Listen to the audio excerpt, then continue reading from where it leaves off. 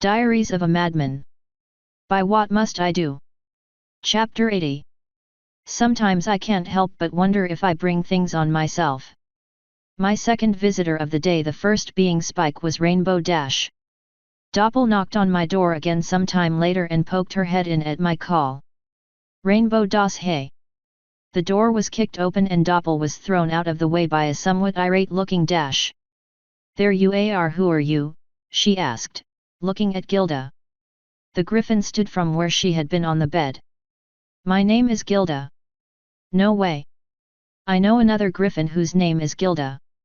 Is that a common name there or something? Gilda nodded. It is common for the upper nobility, yes.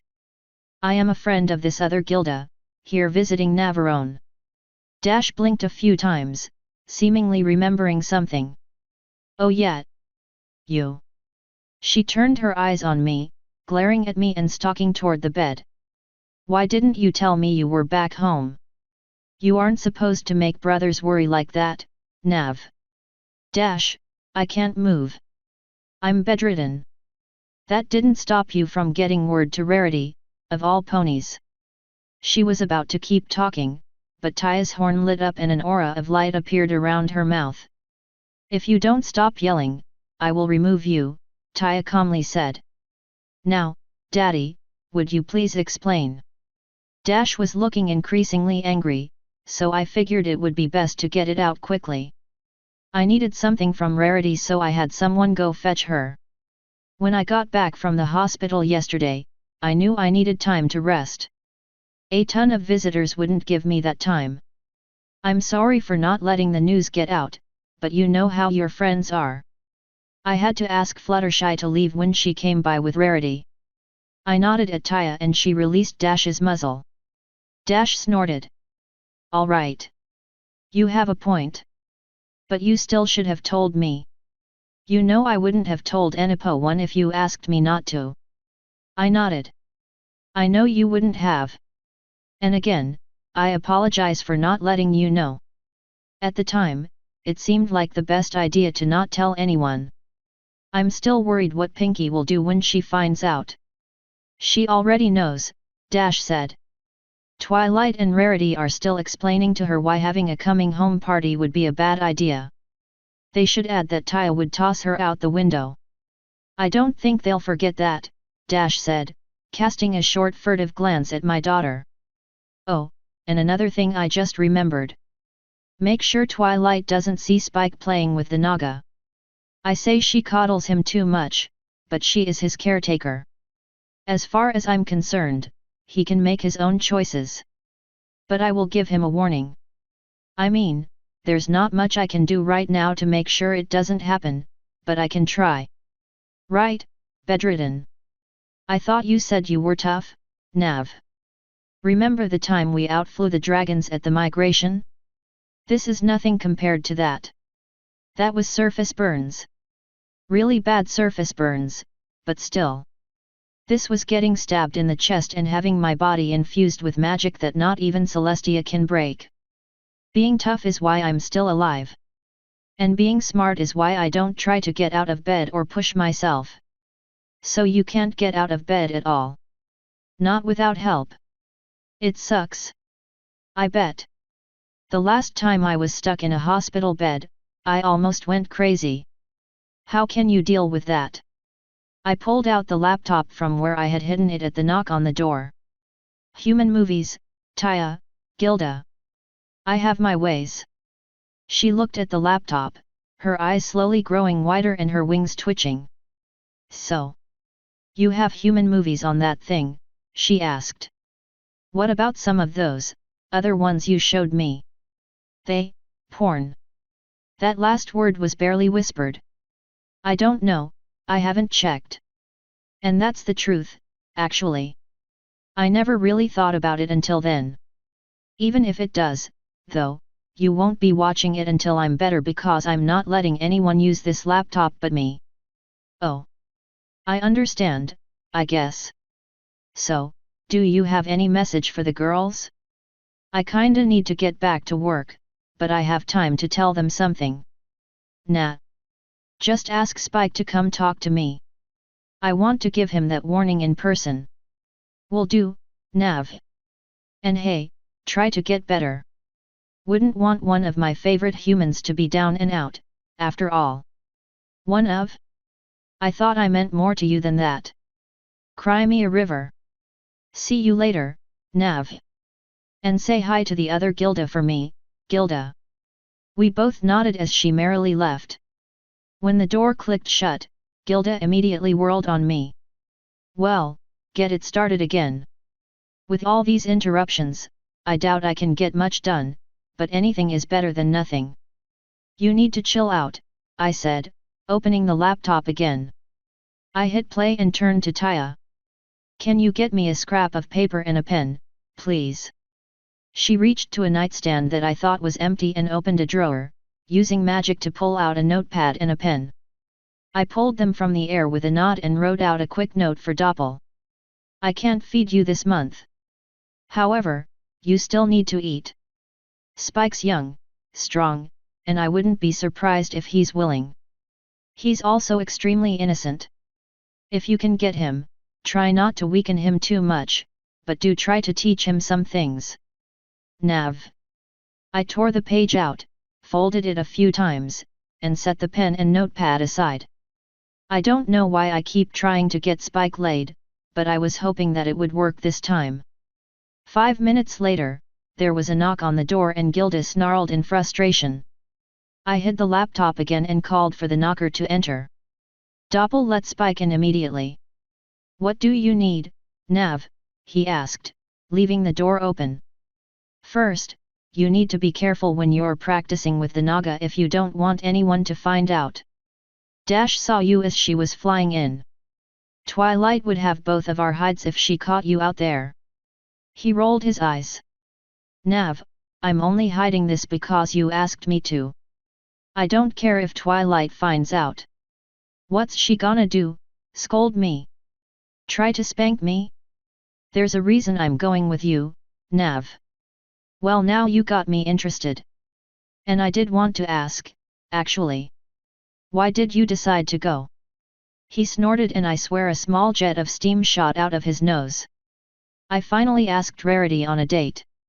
No roundabout, no helping her with anything and hoping to be noticed. Just, Rarity, do you want to go out sometime? He paused for a moment and I think I heard his teeth grinding. She got a look on her face like Fluttershy in front of a crowd. After a moment, she finally giggled and turned me down. And then she suggested I find a nice colt my own age. My mouth slowly dropped. I think Gilda was snickering, but I could barely hear her over the sound of pure shock. That, bitch. I finally managed to blurt out. Surely she knew. She fucking has to know. Are you sure she wasn't joking? She offered to set me up with some pony. I slowly lowered my head into my hands, thinking of a good solution for this. All right, I have an idea for revenge. I can get you a book from my world called The Game. No, I looked back up to find Spike shaking his head. I don't want revenge. I just want to get out of this place. You're a better man than I, then. Last time she called me gay, I slapped her so hard she almost started bleeding. I shrugged, leaning back. What made you finally decide to ask her, then? Your offer. I thought about it for a few weeks. I've been studying the world ever since we got back from Egypt, thinking about traveling and learning more about myself. I like the ponies, but I don't feel like I can stay here forever. But I thought I could give it a chance, maybe a few more years. And then you made your offer. So I decided to see if there was a reason to stay. His face hardened. There wasn't. So I'm going with you. And I'm going to learn to be useful, whether or not Twilight likes it. This is a side of Spike I don't think I've ever seen before. I don't like it. All right. If you change your mind, I won't judge you. Hasty decisions are made in anger, after all. He snorted again. Either way, I'd ask you to tell no one that I'm leaving. All right. You need anything else? I don't have much time before I need to get back, and the Naga says I need to learn some basic forms. Yet, one thing. I tossed the note to him. Give that to Doppel. Wait to see if she has a response. If not, go on down to the Naga. Okay. See you later, Nav. And out he went. I set the laptop back up before Gilda could bitch at me. I really was hoping Spike's attitude got better. That kind of darkness didn't fit him at all. I was assuming he's still angry about what happened and that's why he sounded like he did. If not, I'd have a talk with him or something. My next visitor was Shining Armor. Gilda was on a break doing whatever she did when she wasn't absorbing information like an Asian. Hey, Nav. How you feeling? I pointed to the foot of the bed, where I had a sign put up that said, fine. Tired and can't move much, but fine. He looked up, the beginning of a smile on his face. You think of everything, don't you? I quickly held up another sign I made on the off chance Shining Armor actually stopped by. It simply said, I try to leave nothing to chance. I laughed at the look on his face. I wasn't even expecting you to visit. I've just been bored out of my mind and writing notes down to fuck with people. You always find new ways to surprise me. So what were you planning on doing for this month's strategy session? Oh yeah. Totally forgot about it. That is certainly understandable given the circumstances. I'll tell my officers they have the day off. Now, I never said that. Unless they feel like coming to my house, which they don't because I won't let them in, I can give them homework. I ordered a copy of a human game and it was finished yesterday. It's called chess. It's all about strategy and thinking ahead. And there's something else I can do in my free time that would be better than trying to fuck with people. I'll copy down a few books from my world, The Art of War and The Prince. I'll get the manuscripts for those books and the rules and plans for chess by the end of the week. Feel free to do whatever you want with the chessboards after you guys are done with them, but I want those books and every copy of them you make burned when all of your officers are finished with them. That's pretty extreme, dude. If you want them burned, why make us read them in the first place? They're great research material for what you're trying to do. However, they paint humanity in a light that I don't like. Both of those books are dark and devious and not things that need to be read. Whatever you do, do not let any of the princesses see them. I do not want anyone that'll actually be in a position of power to be reading The Prince. I'm a prince, Nav. First, I imagine your wife will be doing most of the ruling because this place is misandristic as fuck. Second, both of you will probably be puppets for Celestia anyway, so it hardly matters. Third, you're too kind and innocent to take the directions here to heart. Celestia and Luna aren't, not that they don't know the things in here anyway. You can be really insulting sometimes, Nav. He didn't sound particularly upset. I figured he already knew all of what I said and had come to terms with it. But I'll do my best to burn every copy. If an officer takes one of the books home, though, he could possibly get it copied without me knowing. Then don't let them take any copies home. They can do whatever they want with chess, which should be plenty enough. I'll do what I can, then. You need anything while I'm here? Yeah. I need you to spend time with your wife, kid, and sister. He grinned. Don't worry. I have the whole day off. Well, don't let me keep you. I'll have those books and the rules to you by next week. Excellent. It feels like I'm forgetting something, but it's probably not important if I forgot it. I'll talk to you later, Nav. When he was out, I sighed. Not being able to get out of bed is annoying, I said. Well, maybe you'll think of that next time you're about to turn your back on someone that hates you, Taya answered. How was I supposed to know he would stab me? Why are you so pissed about that? I think I heard Flo sigh as Taya glared at me. Because you keep almost dying right in front of me. I'm not going to lose you like I lost my. She cut off suddenly, looking away and blushing in anger. I sighed, running a hand through my hair. I don't plan on dying, Taya. I know, because I won't let you.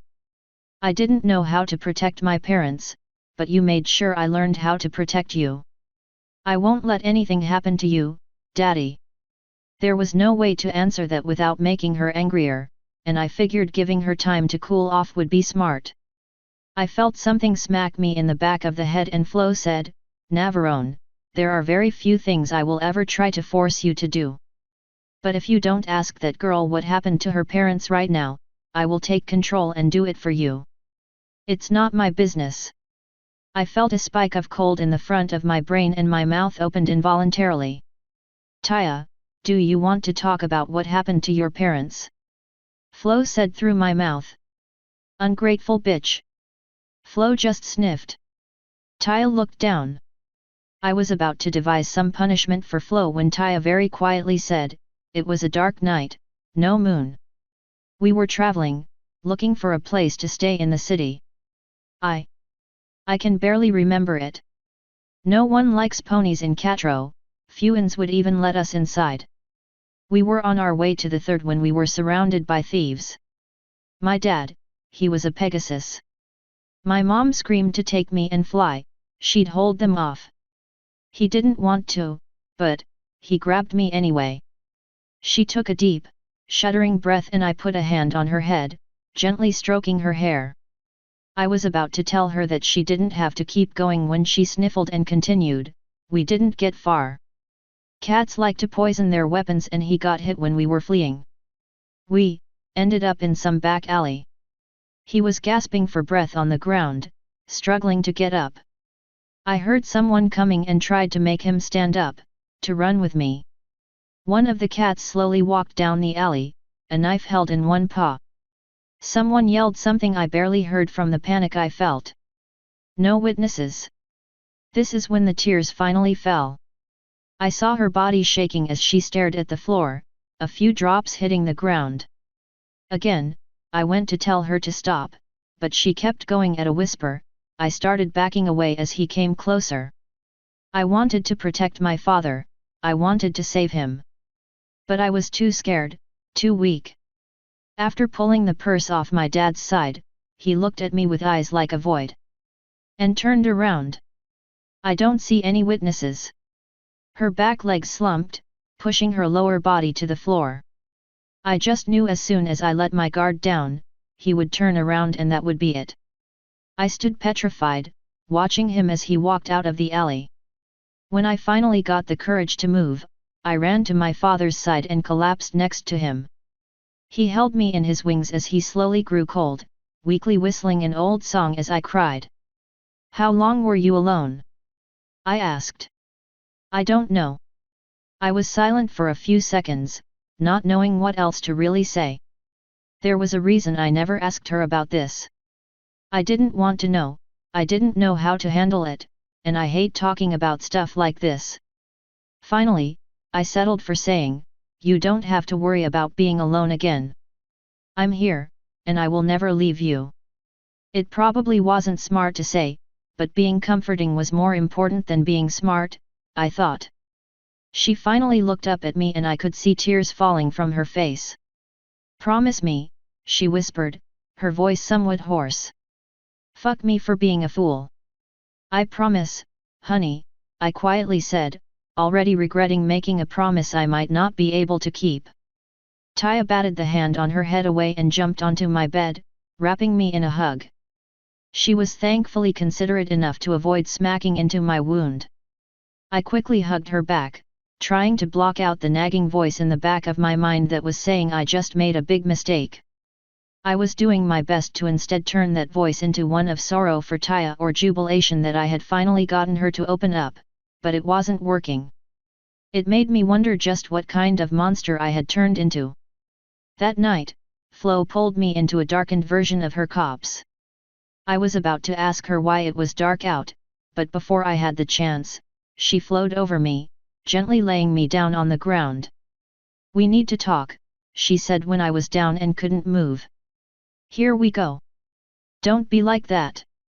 I should have known this would happen when I let a woman live in my head. You say that like it's a bad thing. I'm not going to yell at you, Nav. And stop thinking at me, it makes you look immature. Bah. It's just you and me here. I can act as immature as I want, you stupid ugly face. Ouch, my feelings. She didn't sound that upset. We need to talk about your interactions with Taya. Do you know why she decided to stay with you, Nav? Because she's stupid. If you weren't injured, I would hurt you. You remind her of her real father, Nav. Your wings, for one. And do you remember the night you first found her, when you whistled as you carried her? She associates you with her real father, for better or for worse. Probably worse. What does this have to do with anything? For one, it answers a question you keep asking, of why she stays with you. For another, it explains why she's so protective, a trait that I imagine will only get much worse if you don't take some steps to curtail it. And finally, it explains how you can make her happier. So what steps do I need to take to get her to tone down her protectiveness? Not getting into danger would help the most, of course. And spending much more time with her would also help, because I do believe she has some abandonment issues. Of course, you'll be spending a good chunk of time with her now, but you know what I mean. Getting more invested with her would be good. Asking her questions, how her day was, what she learned with Twilight or her new teacher, things like that. She knows you don't much care for magic, so you need to do better to support her special talent, since that is now how she is defined. And you absolutely must make it plain that you trust her. She already knows I trust her. The only person I trust more than Taya is you. And I already do some of those things.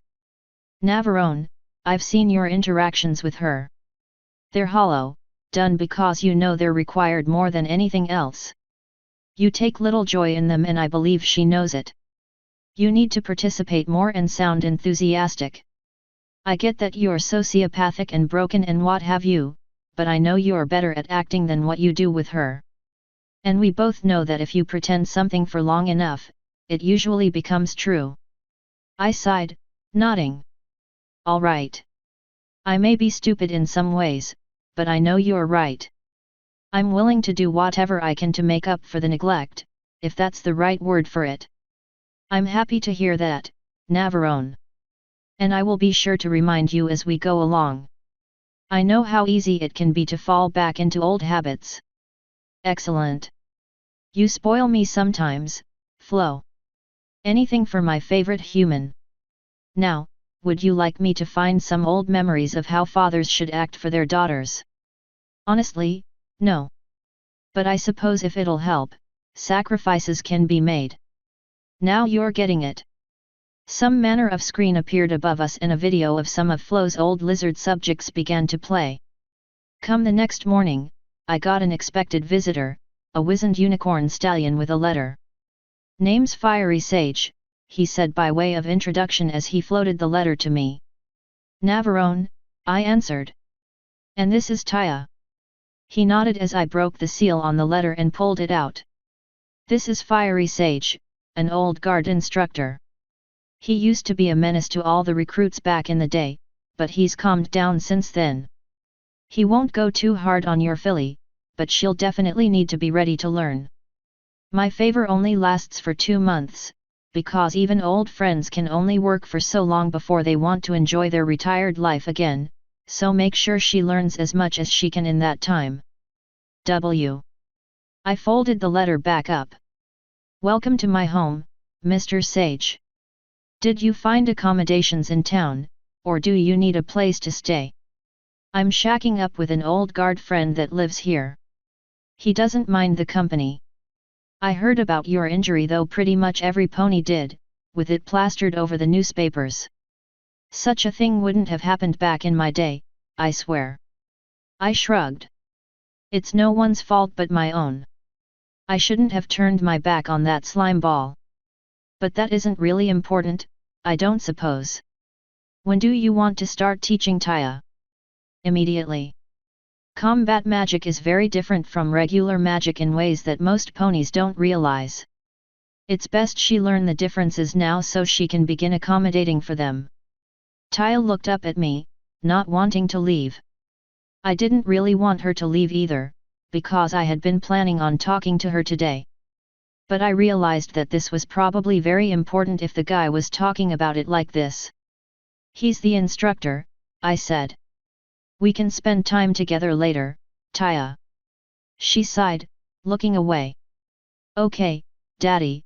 She looked over to the instructor. Can we start in here? I wouldn't want to destroy your father's room. There is a nice looking backyard that we can practice in without fear of destroying anything too important, I believe. As long as neither of you get hurt, I can shell out the cash for property damage, I said. Just be careful. And Taya, send up Doppel on your way down. She won't be as much fun to be around as you, but I'd rather not be alone if I need something. The instructor's ears twitched, a sign he noticed something odd. Doppel is a changeling name. Watcher mentioned you had a tame one. What other surprises lurk here? A Naga, a princess in hiding, and Freaky over there. I pointed at the wolf, who had until that point been silent. The instructor turned his head to the wolf, eyes slowly going wide. How did I not notice that? He can be pretty quiet and unnoticeable. It helps that he's made of wood and doesn't breathe. Everything here is harmless until you fuck with it, though. I'll remember that. Taya, are you ready? She nodded and followed him out the door, giving me a single backwards glance. I really wish I didn't have to send her away, but she was the one that said she wanted the instructor. I sighed as the door slid shut. Well, now what? I asked to no one in particular. Navarone, it might have been a mistake to ask for Doppel, Flo commented. Why? The laptop. When Gilda comes by, you'll have to send Doppel away. That might be suspicious. Tell me honestly, do you think I can trust Doppel? I don't know, Nav. I think you can. I am good at picking up on lies. Not perfect, but good. And I don't think Doppel is lying when she says that she is loyal to you now. Do you think I should trust her, then? You have to put yourself at some risks to build trust with others. I think it's worth the risk, yes. All right. I suppose I can take the risk. Lord knows that I could use some more trustworthy people around here. If she betrays me, it just means I'll have to kill all the thieves Chrysalis sends to get it. Nav, I believe if you are betrayed at this junction, your best bet would be getting relocated to Canterlot, or asking Shining Armor to keep a shield around your house. I'll cross that bridge if I come to it. There was a gentle tap on my door and I called for whoever it was to come in. Doppel stepped on in. You wanted to see me, Master? She asked. Taya is busy learning magic, so I no longer have my personal assistant Philly. If you aren't too busy, would you mind filling the position? Of course, Master. And I took your advice regarding the young dragon. It was an interesting experience. Interesting in a good way or a bad way. Dragon sperm is very hot. We'll be more careful in the future. She giggled as she walked over to my bed. It's always fun to teach young lovers. They're so easy to mold into whatever you want them to be. Let me guess, you're trying to turn him into a little cock slut. Ooh, if only. That little tongue of his. No, just a few things I like a bit more than others. If he doesn't know much anyway, he'd hardly complain if I conditioned him, now would he? I shrugged. Not my business what you do in bed. Just do try not to ruin him. And definitely make sure he doesn't fall in love with you, unless you really want him to. I know how to handle virgins, Nav. She shrank in size and flew up to my shoulder, plopping down. So what have you been doing for fun in here? Remember how you said you were loyal to me? I've decided you could use a little more trust, Doppel. I've been hiding a few things from you, things I think it is time to let you be privy to. I reached under the blanket and she scoffed. I already know all about that, master. When the laptop came out, she turned her head. That's different. What's so big about that? I opened it up and turned it on. Needless to say, all of what I'm about to tell you is not going to leave this room. I'm putting my trust in you, Doppel. Now, a few months ago, I put together an expedition of sorts. The details aren't important. The destination, however, is, we went to my home, the world of humans. I got some technology while I was there. This laptop is one of those pieces of technology. It stores massive amounts of information, including a lot of entertainment. The main problem is that it's all in a language you can't understand. That doesn't stop music from being enjoyable, though. So that's why I kept hearing music coming from up here. My lips are sealed, master. Excellent. Well, what kind of music do you like? We never have much music in the hives. Sound carries too far in the caves, after all. I would have hated growing up without music. Let's see. You're black. How about rap? All changelings are black. It is a massive generalization that I would like a certain music based on the color of my carapace. Fine. Let's see. This is an obscure search, but let's see if they put Here in the Dark on this thing. Sounds sexy. I like it already. Surprisingly enough, they did have it. I loaded it up for her. Without understanding the lyrics, it probably won't work as well for you, but you might like it anyway. And so the next half hour went until Gilda's lazy ass got out of bed and traipsed on in. You ready to what's she doing here? Being my personal pocket assistant, I said, patting the shirt pocket that Doppel had taken residence in. You want to start studying more shit? I am not certain that it would be wise, with the changeling here. Well, there's the door. You're welcome to wait until Taya is done with her lessons and can take her spot back at my side. Her beak clamped shut, a sign in Griffins that they're rather upset. Fine, she eventually said. We'll go on to something less useful, like farming. It's not like changelings need food anyway. I shrugged and opened the few files I had for farming techniques, throwing them up on the projector. That done, I stopped the music and hunted down the art of war while Gilda began taking notes. Doppel, would you kindly open my nightstand and get me a pen and some paper? She latched her front legs over the side of my pocket and pulled herself out, stretching her teeny wings. After a moment, she took off and changed size when she got far enough away from me. From there, it was a simple matter of passing me what I needed. I started copying down the book as she flew back into my pocket, reading what I was writing. I knew I was in for a long, dull day. My long day was interrupted by a knock on the door. I had already been visited by most of my friends the day before. The visits were just the standard "how are you feeling" thing mixed with the typical hospital bed bullshit, so I didn't record them. So I was wondering who this was. Come on in, I called, closing the laptop and sliding it under my blanket.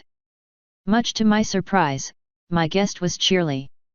She had some manner of box on her back. Hello, Navarone. How are you feeling? Well enough. What brings you by, cheerly? Oh, the usual. The new school year is about to begin and I was going to try unsuccessfully to convince you to make Taya go to school. She's really very bright and shouldn't be limited by not having a proper education. I know, and I very much regret not putting her in school when we first got here. However, I didn't, and now it's too late to rectify that mistake. You are free to ask her yourself. She's in the backyard with her new instructor, learning more magic. I can almost guarantee that she'll say no, though. She sighed and nodded. I know. Why is it too late, if you don't mind me asking? She got her cutie mark and it's not something that would benefit from schooling. In fact, I would say that it would probably not be a good idea for anyone to have her in school right now. It's better she stick with the instructor I found for her. Forgive me for disagreeing, Nav, but I believe no matter the career or special talent of a pony, a well-rounded basic education is extremely important. Even more important is the social contact that Taya would receive while in school among fillies and colts of her own age. Once again, we agree. However, her cutie mark marks her as being good at combat magic. As you and I both know, there are bullies in your school. I don't want Taya to get near them if I can help it. I try to teach her right and wrong, but she's still a child and might consider the easiest way out to be the best way, no matter the harm to the others. I see. I'm still going to ask her. And a pony can be taught not to hurt others, as violence should never be the answer. I wish I agreed with you. I really, really do. And I wish the rest of the world did as well. Sadly, both Taya and I come from places in the world that disagree, and the fight or flight responses were drilled into us. I'm trying to ease them out of her, but she reflexively shot 2 people that were going after me. If she did that out of sheer reflex, I'd hate to see what she does to someone she hates. I'll talk to her. Even if I can't convince her to finally come to school, maybe I can remind her what separates ponies from the animals in the Everfree. Good luck. I really hope you're successful. So do I, Navarone. And by the way, one of my students asked me to drop this off when she heard you were injured. She reached behind her and put the package on the bed, next to Gilda. Gilda shrugged and pushed it back to me. I opened it up and was immediately hit by the smell of something sweet. Whatever was in the box was wrapped in a very soft cloth. I gently took it out and unfolded the cloth, beholding quite a lot of candy. Oh, cool. Tell that student I said thanks, cheerily. I don't get candy that much anymore.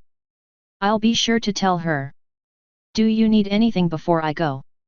Nah. Thanks for the offer, though. Be sure to talk to Taya, and thanks for the visit. Of course. See you later, Nav. I took up a candy cane as Cheerly left, tasting it. Hey. It tastes off for some reason, I said, trying it again. Not bad, though.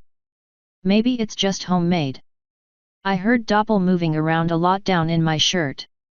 I looked down to see that she was eyeing the candy. Bring that closer, she said. I moved the cloth over to her and she tilted her head at it, looking somewhat confused. I don't know how to tell you this, Nav, but I think that Philly has a crush on you. Why do you say that?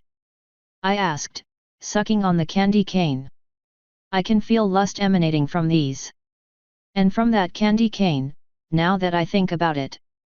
My mind went completely blank as I slowly pulled the candy cane from my mouth, looking down at it.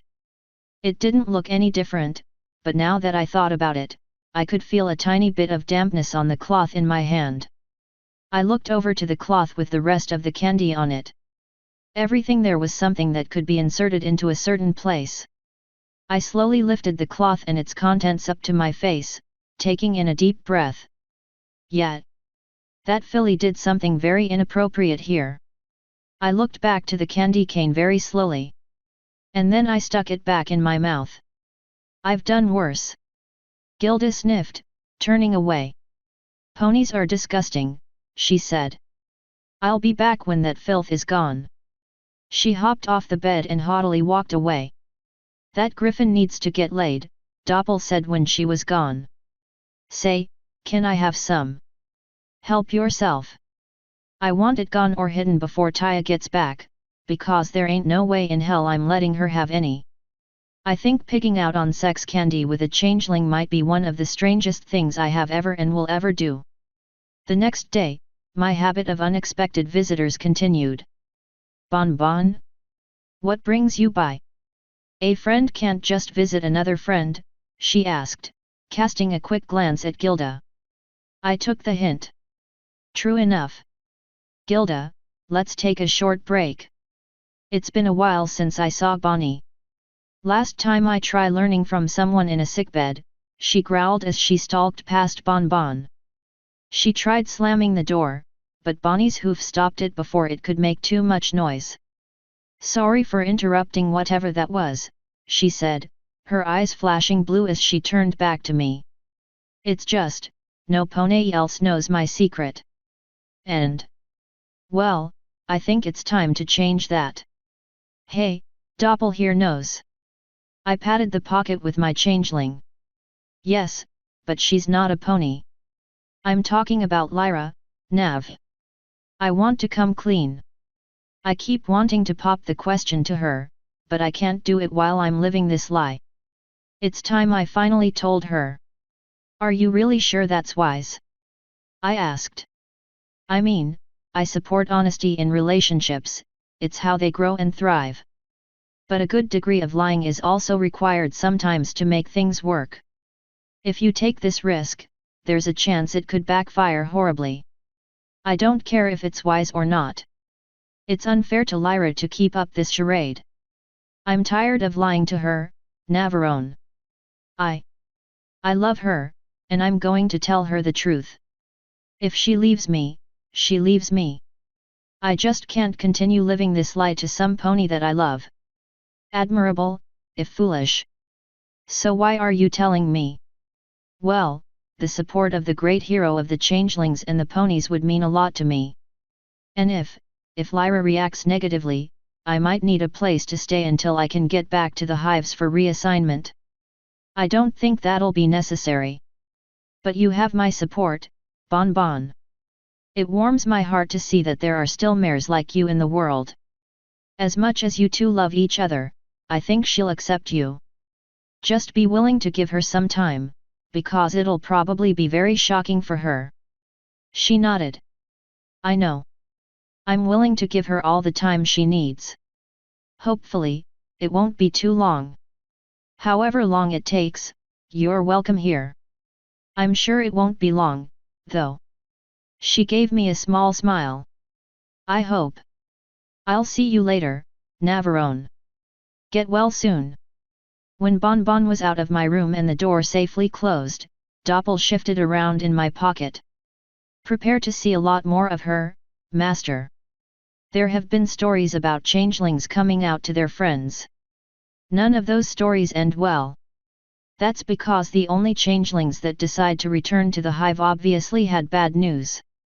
There's no telling how many have come out and were received warmly. I doubt it has been many. Most races didn't know much or anything about changelings until just recently. I wish her luck, but I honestly doubt anything good will come of her choice. Well, ponies are very surprising creatures in some respects.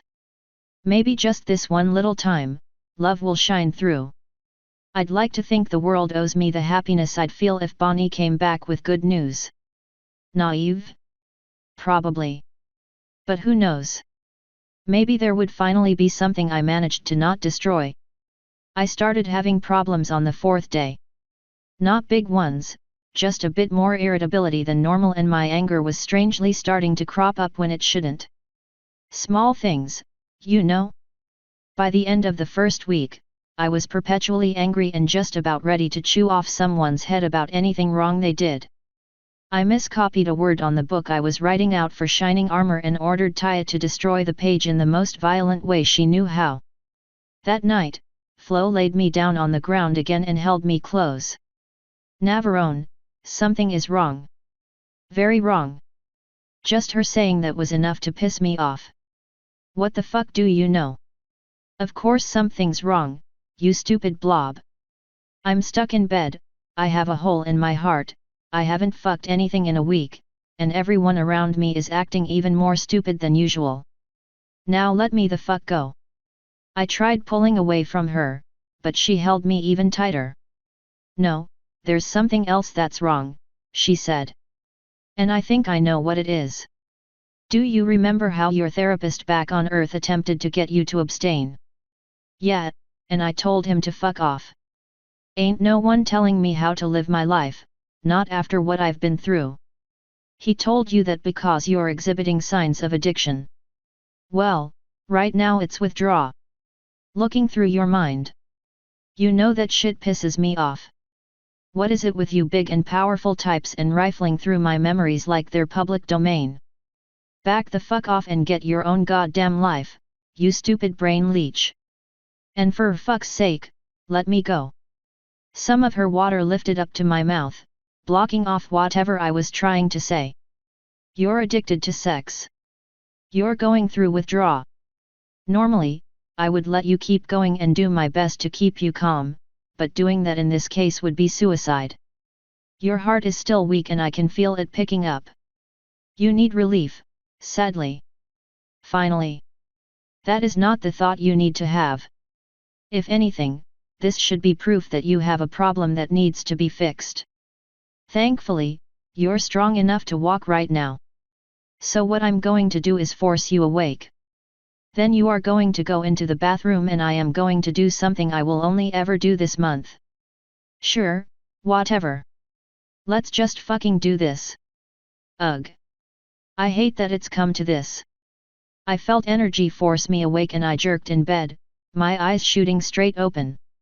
After a quick look around the room, I threw the blankets off and stood up, doing my best to get to the bathroom as quickly as possible without sending me to the ground.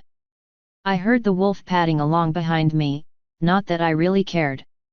I was about to get relief and it was going to be great. I kicked the door shut in front of the puppy's face and didn't bother to turn the light on. What now? I hastily asked, a smile growing on my face. She sighed yet again. Go ahead and take your pants off. I did so, and followed her next few steps as quickly as I could. Basically, sit in the bathtub and lean back. Then I felt an intense blast of raw pleasure in my head. When it was finished, I was sitting, stunned, quite a mess in front of me. And you could have done that at any time? I asked. Well, yes. I have some minute control in your brain, after all. I can stimulate all manner of chemicals up there to do all kinds of things. I'll have to keep that in mind. No, you won't. I told you that I would only do that this month so you don't have to worry about your heart. You still have a problem that you need to work on. I'll help you get over it, but I won't help you by replacing sex with an easier alternative. I like sex too much to replace it with what you did. It felt good for all of a few seconds and then bleh. Still, good for a nice release here and there. Thank you, Flo. I feel a lot better. Way to make me feel like a whore, Nav. I shrugged, picking myself up. There's nothing wrong with that. And I feel much, much better. We'll have to do this more often, though, I don't want to get that bad off again. Do you at least now see that you have a problem? Nope. I see that I have an addiction, which is not the same as a problem. I gingerly knelt down to put my pants on, making sure not to bend my chest too much. As long as I can keep getting laid on a regular basis, it'll remain an addiction and not a problem. Why? Why do you insist on doing this to yourself? And to Taya? You know you hurt her this week. You were on a razor's edge ever since the 5th day. That's 2 days you were yelling at your daughter, who you promised me that you would act better toward. So you were mistreated a few times, so you were abused. That doesn't give you the right to act like a fucking asshole to everyone you meet and yourself. I don't think I had ever heard Flo curse like that before. I sighed, letting my head gently rest on the door as I stood, thinking. Look, you aren't wrong. But. Fuck, I don't know what I want. I don't want to change, but I want what's best for Taya. I like what I have now. I'm happy with it. Isn't it something that I can keep under control? And as long as you're in my head, can't you regulate it, keep me full of the buzz when I'm running on a low time? Nav, just listen to yourself, she sounded softer now. You always used to wonder what it was like for an addict, how they could keep going back to something that was destroying them. Look at yourself now. Look at what you're willing to do to get more of what you want, what you think you need. It would be hard. And really, would it be worth it? Is it so bad? You're making excuses, now. Trying to bargain, trying to reason it out. I can't make a decision now. Not with my heart like this. You said it yourself, getting off this could kill me. Yes, it could. But you can make a decision, Nav. I can gradually decrease what I do, giving you less of a dose each time. By the time the month is over, you'd probably be ready to go cold turkey. I ran a hand through my hair, ending with it on my neck as I stared at the floor, thinking. I don't know. Getting hooked again is easy, isn't it? I can't see myself living for the rest of my life without sex. Why risk the withdrawal effects now if I'll just have to go through it again later? For Taya, Nav. That's why you should risk the effects. If you ever get hooked again, I can help you get off just as easily. It's still a long process and it might involve some pain, but just remember that it's all for Taya. I can try. If it's too much or I find myself hating it, I can't promise I'll keep it up. I'm happy now, and if I'm not just as happy or happier then, I'd rather go back to an addiction. That's fair, if selfish.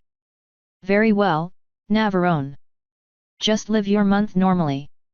I'll be watching and waiting, ready to stop you if you do something you shouldn't. As usual. As usual, she confirmed, finally a hint of happiness entering her tone. I did my best to find some comfort in that as I dragged myself back to bed. This long month just got even longer. Sometime into the second week, I got another somewhat expected visitor, another catbird. I was outside on a nice lounge chair thing watching Spike and Taya train with each other when I heard a familiar voice behind me say, "Why are you always so lazy, Nav?" I looked back to see the original Gilda walking toward me, the other Gilda at her side. Someone has to supervise.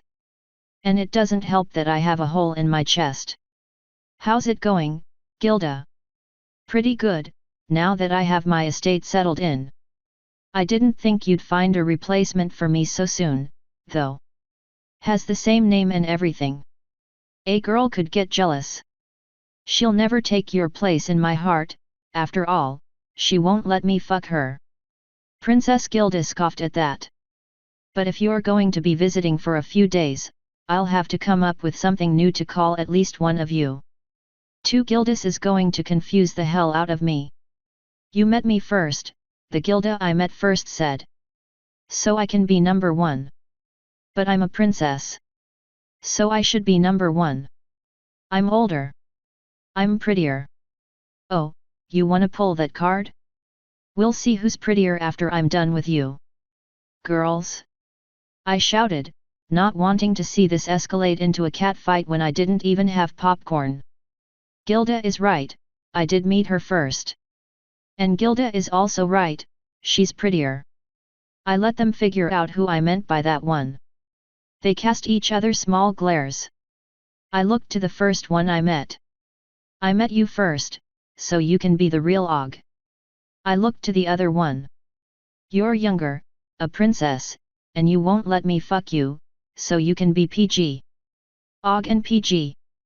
Not that hard, yet. PG sniffed, but nodded. An acceptable compromise. Very well.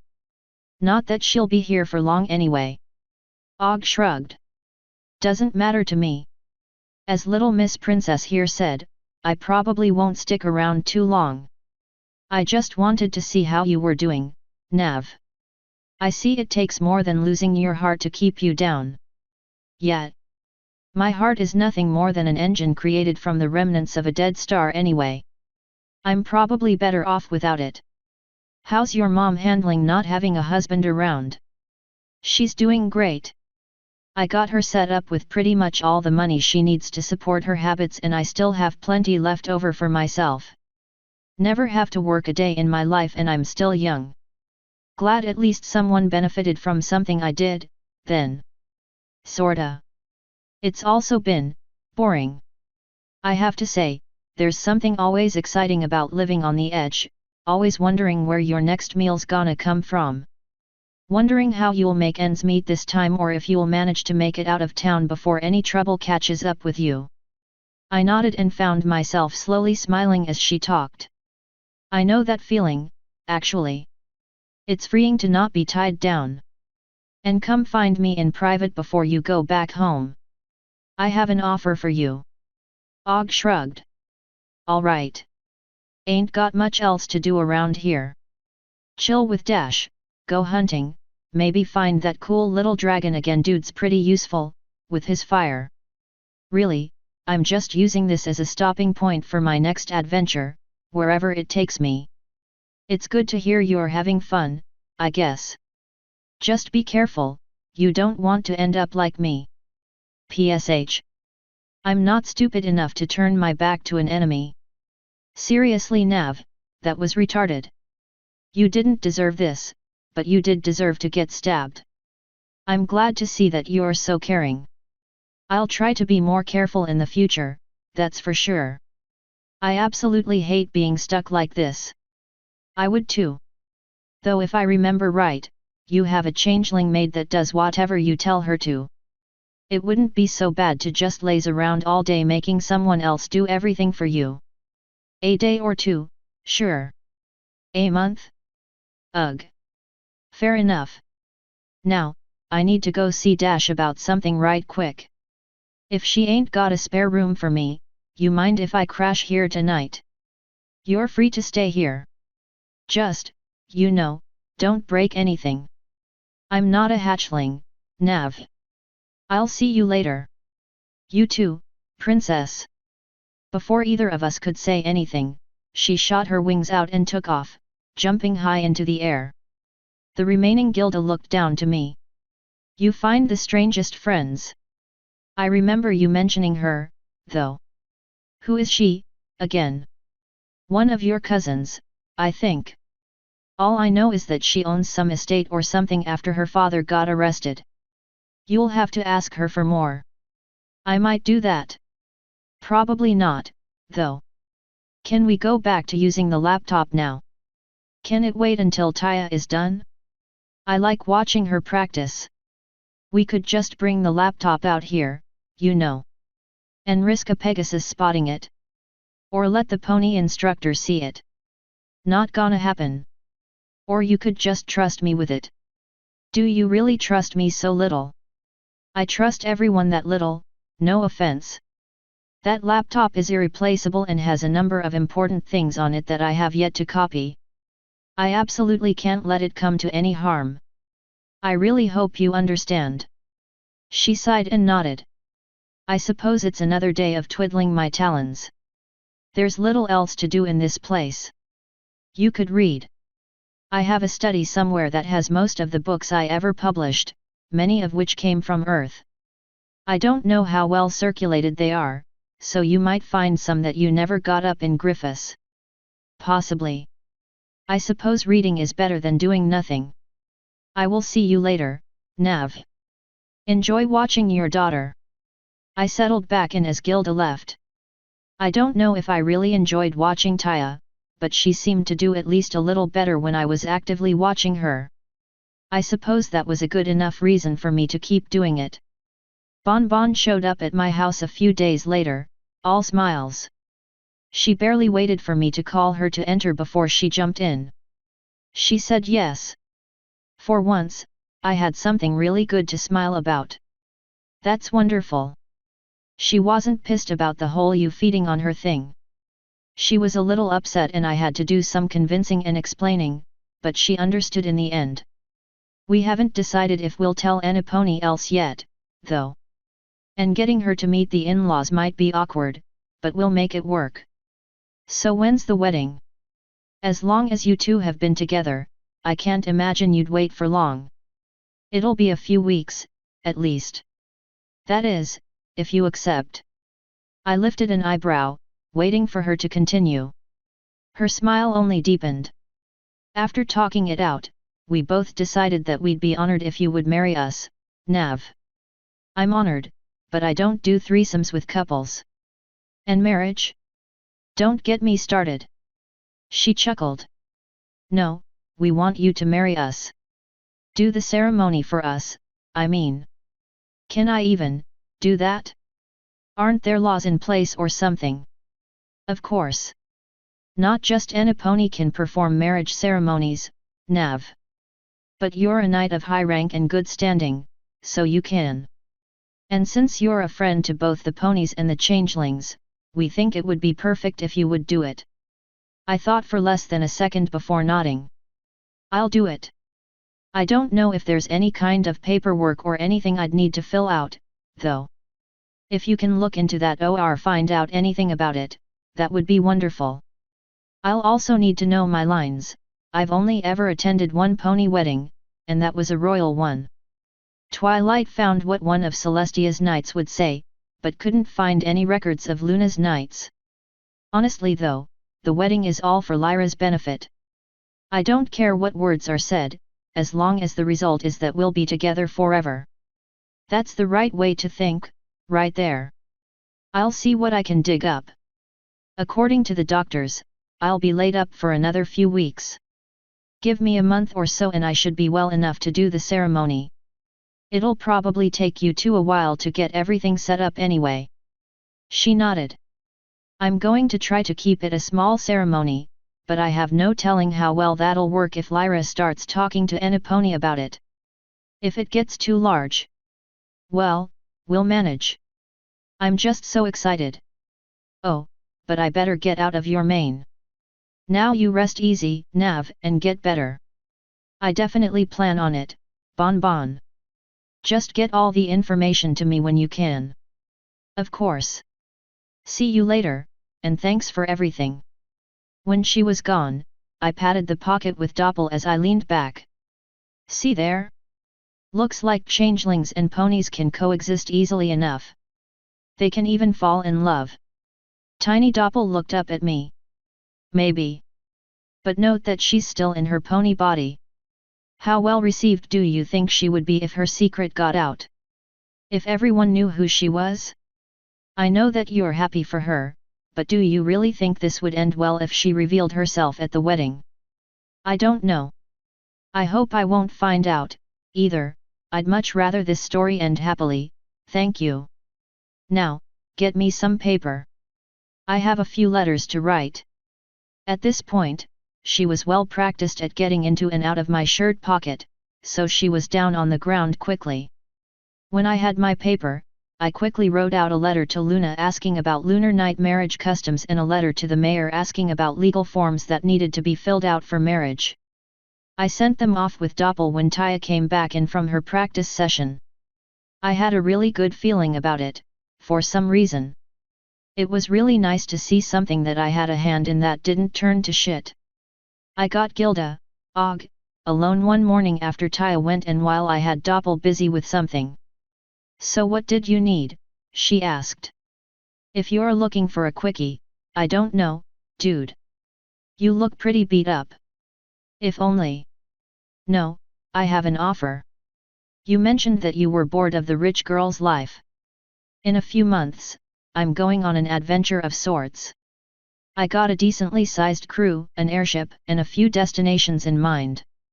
But I'm always looking for a few skills, like fast flyers and dangerous scouts. Anyone else I know going? Taya, the Naga, and Spike, so far. I haven't spoken to Doppel yet. Remember that big bag of money you helped me drop off? That was for the airship we'll be on. I'll have to think about it. Sounds pretty cool, but I don't like committing to anything without thinking it over. Think we could invite Dash? That seems like something that'd be right up her alley. No. Dash is apparently one of something called the Elements of Harmony or some bullshit. She needs to stay here. And I don't want anyone in Equestria knowing that I'm leaving, so I'd ask that you keep the offer to yourself while you're here. Get an answer to me before winter is half over. We'll probably be going cold places and warm places. I know you're fluffy and warm, but you might need some clothes or something. I'll be fine. So why are you heading out? Bored of the life here? That's one reason. Another is mapping. Not all of this world is fully explored, or at least not to the ponies. I'd like to fix that. I have a few other reasons that are my own, though. Alright, whatever. You got anything else to say, or can I go back out? I'm heading out soon and I want to finish up here. That's all. Have a good time, wherever you go and whatever you decide. All the little pieces are finally coming together. If I didn't think it would hurt so much, I would laugh evilly. Also, it would be silly because I wasn't planning anything evil. Yet. Shining Armor came back sometime after I sent him the original copy of the 2 books, a chessboard and pieces, and the rules for it. When he stepped into my room, he levitated 2 neater copies of the books over to me. These are the only 2 remaining copies, Navarone, he said, dropping them on my bed. The others were burned. I saw to it myself. And after reading them, I must say, I don't understand why you wanted them burned. They don't paint your kind in the best of lights, I'll admit, but they would build respect toward you and the struggles you've all faced. Don't care. I suppose I can put these 2 in my personal library, though I question the wisdom of keeping any copies at all. What did your officers think of them? Most were quite impressed, though it didn't seem that everything in the books corresponded to war tactics. The prince, for example, didn't seem to relate that much to tactics. I know you're not here to talk book club shit. What about chess? How'd you and your officers like that one? The smile on his face took a noticeable dip. Some of us were less than impressed. A few others quite enjoyed it. One officer demanded I give you a letter expressing his distaste for the game. After reading over it and finding that he compared the game to excrement, I decided it would be best if I didn't. All of that said, we spread the game to some of the lower-ranking guards and it seems that some of them enjoy it as well. I wouldn't be surprised if it spread farther.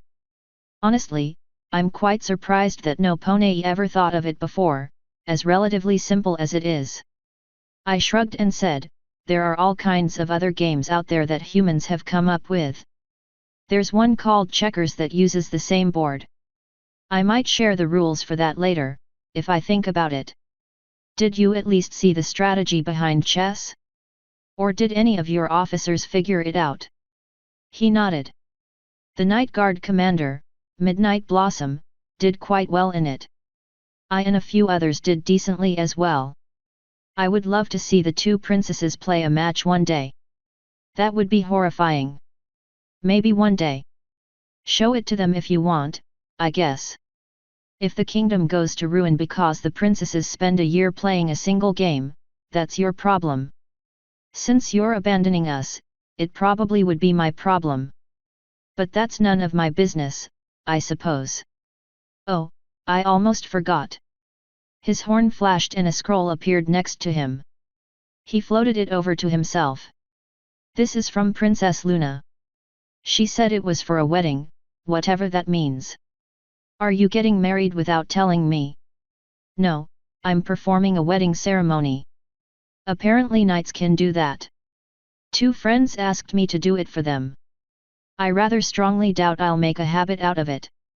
Well, be careful. I've heard stories where a knight trying to perform a marriage ceremony ended up married to the groom, the ring, and the bride's mother. Princess Celestia made them wait a week to break the marriage. Wouldn't want that to happen to you. The ceremony is for 2 mares. If I fuck up, it wouldn't be too bad, I gotta say. You might think that. They might have a very different tune. Now, I would stay and talk, but I need to get back to work. I've already used up most of my vacation time this month. I'll talk to you later, Nav. Yeah. And thanks for dropping this stuff off. See you whenever. I broke the seal on the scroll as he left and unrolled it. A quick reading of the scroll proved that Luna was extremely pragmatic when it came to marriage.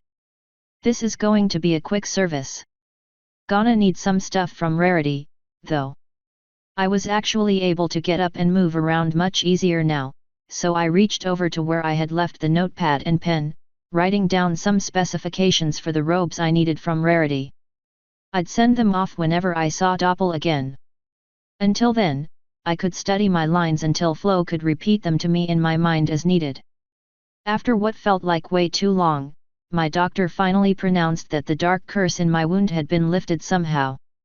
We all figured it just finally wore off. With it gone, the doctor and Taya both were able to fully heal me, instantly giving me freedom from the bed and the house. It felt absolutely amazing. Not everyone agreed. As I was picking myself off the bed and stretching for all I was worth, Taya was looking pretty down. When I was fully stretched and felt like I was able to actually move around again, I said, "What's wrong, Taya?" She sighed. "I had fun this month, Daddy. And now it's over. Things are going back to the way they were and I won't see you much anymore. Ain't that a shame?" Flo smacked me in the back of the head. I was joking. "Don't worry, Taya. I'm going to do my best to spend more time with you from now on. I'll still have duties and we can't spend all of our time together, but whenever you think I'm not spending enough with you, just straight up tell me and I'll do my best to make up for it. Can we do something today? To celebrate? I promised Spike that I would take him to visit another friend of mine as soon as I got better, and I do need some exercise first. And you still need to have your session with your tutor. I promise that when we get back, we can find something to do to celebrate. But don't worry, just because I'm finally healthy and back to normal doesn't mean I forgot what I learned this month." As I knelt down to wrap my daughter in a hug, Flo whispered, "I hope you remember what you just said, Navarone. Spending more time with Taya isn't the only thing you decided this month. I'll do my best to spend less time with Doppel. She's doing well enough with Spike for right now, so I shouldn't have to feed her as much anymore. Just because you don't have to doesn't mean you won't. I'll be here to remind you, in any case. And just think, Nav, you thought this month would be a complete waste.